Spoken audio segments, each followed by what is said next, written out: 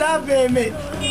בראשית היה פעם, בארץ רחוקה רחוקה, ושמה בן יעקב, ילד קטן וחמוד, יפה אך מתוק. ויקראו שמו בישראל עמוס שוק. ויגדל עמוס שוק ויטפח, ויהי לילד עם לחיים צביתות,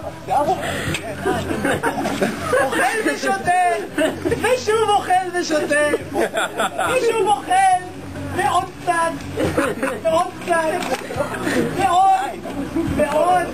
ועוד, עד שהייתה קרצו מעונגת בתענוגים, ברבורים וסלב אך בלי דגים. מבעוד יום מוכנים תרנגולים מבוסמים, ולערוך בו כמה מינים, שתות ינות מבוסמים, ותפנוקי מעדנים בכל 3 פעמים.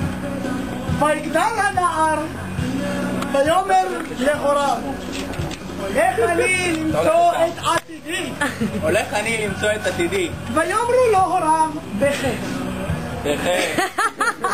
ויאמר להם הנער, אני הולך להוציא תואר בהנדסת מעשייה וטיול. אני הולך להוציא תואר בהנדסת מעשייה וטיול. ויאמרו לו הוריו, לך לך מארצך וממולדתך ומבית אביך, אל העיר אשר בה תוציא לך את תוארך.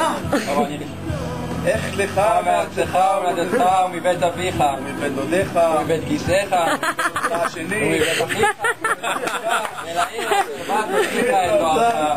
ויאמר להוריו, עשו אעשה, אלך לי ללמוד במרכז האוניברסיטאי, הלוואי והיינו אוניברסיטה אריאל.